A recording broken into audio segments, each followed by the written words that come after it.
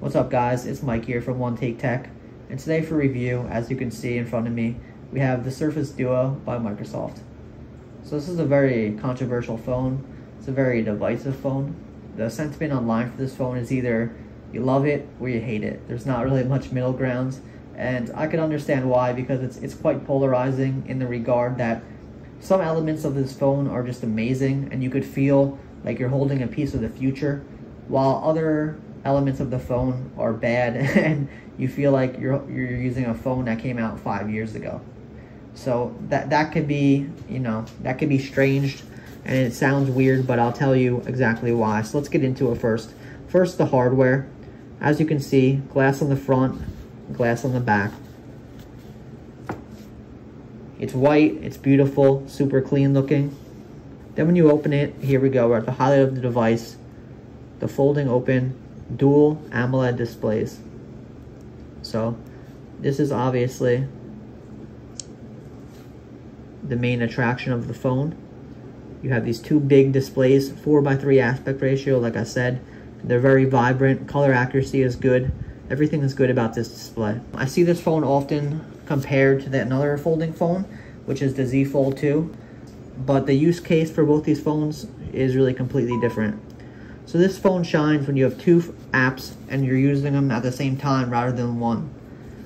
Microsoft did a thing on their software called app pairings or app groups, which means you click the app group and then it will open both up on its individual screen. So now you could do two different things, full app, on two different screens. So this is great for not only media consumption, but it's also great for doing work. If you want to have maybe, like here, your stock brokerage on one side, and then a browser or something reading about the stocks on the other side, you could do like a Zoom call with the notes, Zoom call, calendar, anything you could think of, you can do. This is what really makes the phone special for multitaskers and productivity people. You can also use the phone like the traditional Z Fold style, where if you want to put the content through the middle like this, you can. And this is one of the apps that works well with it. It's called Infinity app. It's a Reddit app. I love it. So as you can see, this is like kind of like, just like a notebook style. Also how a comic would look on this phone. The problem is when you click on something, and then as you can see, you're going to see that bar when you're viewing media that's not split evenly. So whether you can deal with this or how much this bothers you is obviously preference. It's going to vary from person to person. For me, this is a trade-off. I had the Z Fold 2 before this, and this is obviously a durability trade-off, right? You're getting some extra durability, but you're losing that amazing, all-one display. I'll take this because if I'm buying a phone for $1,400, $1,500, and it breaks, I better be the one breaking the phone. I don't want to just wake up one day, open my phone, and have cracks down the middle because of the new, hardware they're doing. So I'll take this. It's a trade-off, but it depends on person to person whether it's worth it to you. Another highlight of this phone is how you can use it multiple ways. So in the Z Fold 2, you have a very small front display with a very nice large inner display. With this, you could fold the whole thing back, and then you have, rather than a small display, you have actually a quite large display. So this is a 4:3 aspect ratio, meaning it's wider rather than taller. And I love this because I'm tired of phones getting super long and super narrow. As a photographer, I think this wider aspect ratio is great for viewing pictures and just showing off portfolio and just media consumption in general. The keyboard typing experience feels wider. It's more spread out. Everything's nice about going wide, in my opinion. You can also use the phone like this, which is what they're calling, I don't know what they're calling it, but basically they're making it look like, a little laptop. So when you open something, you have your keyboard down here. To me, it looks like a Nintendo 3DS. And speaking of 3DS, yes, 3DS works on here. Game Boy works on here. If you're into emulators, you're going to like this device because you can also punch the emulator across both displays, and then what you're left with is this. So you have your whole display on top showing off the game and the entire bottom showing off the controller. So this is great, man. This is like literally a 3DS This is one of the highlights of the device. I do not see people talking about this enough. So this is excellent if you're into emulation, if you're into gaming. This also works with Game Pass too, so you can play some Xbox games like this with the virtual controller and the screen on top. Also, of course, if you want to fold it, you can fold it up and you can go traditional Game Boy style. And like I said, the wider screen, excellent.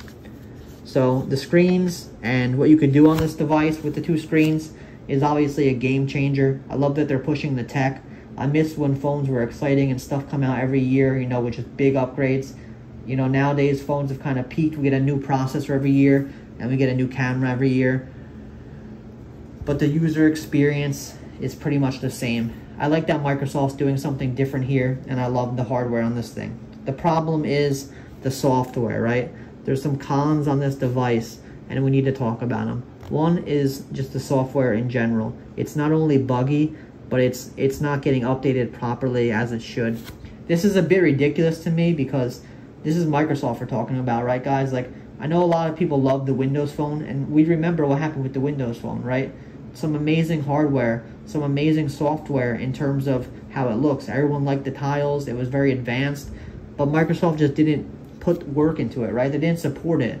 So the fact this is on Android 10 when Android 12 is coming out is a bit ridiculous. Like, you would think someone at Microsoft had to say, you know, yeah, okay guys, we don't have the best reputation, you know, this is our chance to reinvent ourselves, to show we're gonna support our device.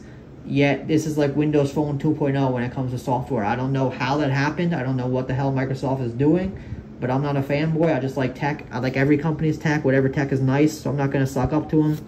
Microsoft need to get their shit together, fix the software, keep it up to date, and support their device, especially for something of this cost. Just because it's a Gen 1 product doesn't mean you need to be a beta tester and like you know, just buy something that's going to be abandoned. You know, that's not right. Secondly, another con on this is the camera, right? So the camera not only is not very good quality, it's just weird to use. So what I mean by weird to use is, watch this. So we're going to open the camera, and then, what's up guys? We're in selfie mode, right? And if I want to take a picture, what we got to do is we got to turn the entire device around. Sometimes it doesn't even work, as you can see. Let's try it again. Okay, now the other screen's on. Look, this is what I mean, man. This is what I mean with the software. So, we can't even get the camera to work properly. So let's just exit out of the camera and then see if we can get it to work one more time. If not, then this is a very good example of what I mean, guys. The software just isn't up to par with the hardware. So there's us. We're in selfie mode. What you want to do to take a picture is turn it around. And it's just not working. So there you go, guys. I mean, this is a live video. One of the benefit of being a new channel is, you know for a fact that Microsoft and no other company is going to send me some products for free. So I'm going to give you an honest review. They're not in my pockets, so I don't really care. I'm going to tell you guys exactly how the device is and show you it firsthand. So as you can see, it didn't work. Software doesn't work a lot of the time.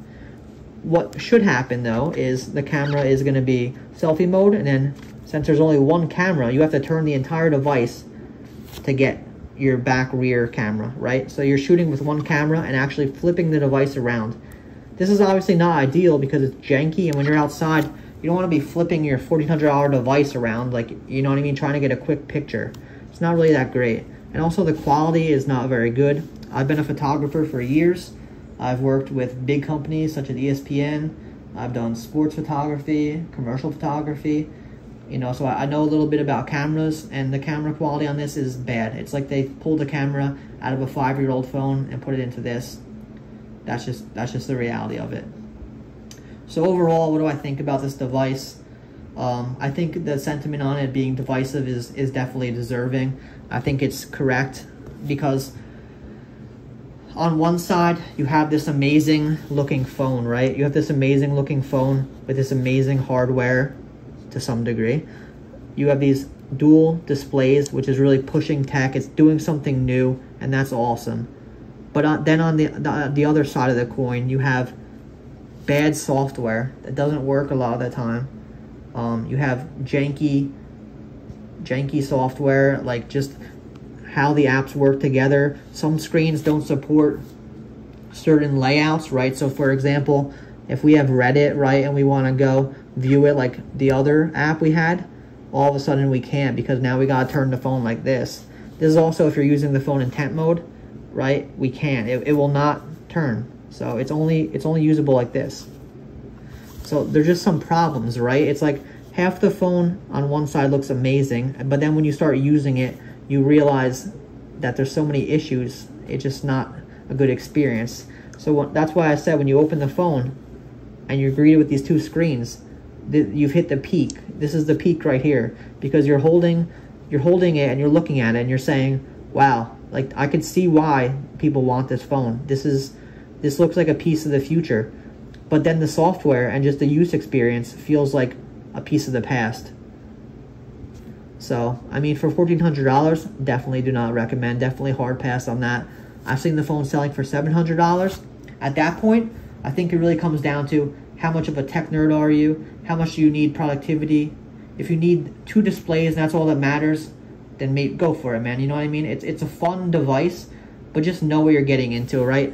So, I mean, you can get a phone for cheaper that has a better processor. You can get a phone for cheaper that has a better camera. You can get a phone for cheaper that has 120 hertz display.